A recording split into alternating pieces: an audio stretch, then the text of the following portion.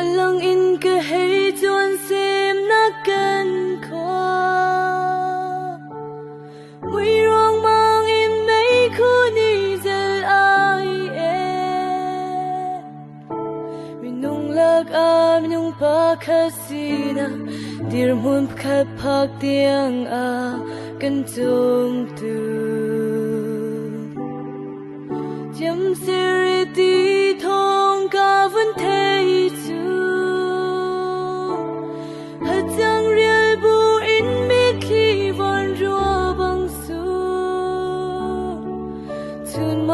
Thân na vial te an lo boy pa na kho khan the thiam a ha na cha vai ki tu mo gen ram lo te no big in the valley ni can kill ven ko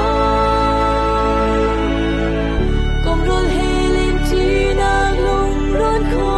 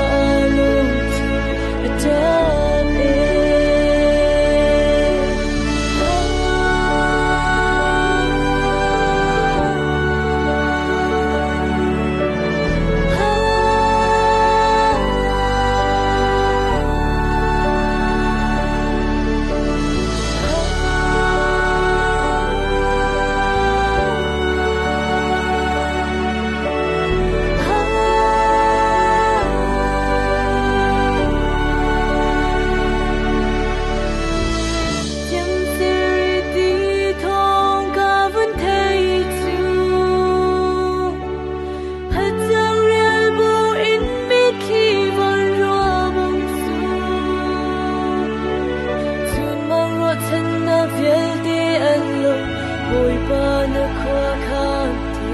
thiam a ha Na cha vai kim tu mo in ram no te The big in the valley ni can kill ven ko Kom rol helen chi nag lung ron kho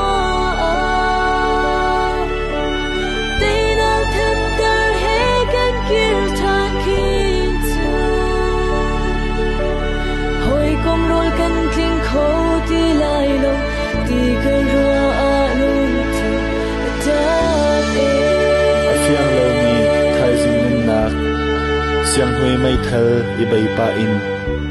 Nun nak thap mi kholam ka zo Kom hui rual he bisong tor le zai le for kha Mai rong mang ton sim han se lo Hoi kom rual kan ting khâu ti lai lo Ti ka rua a lung ting a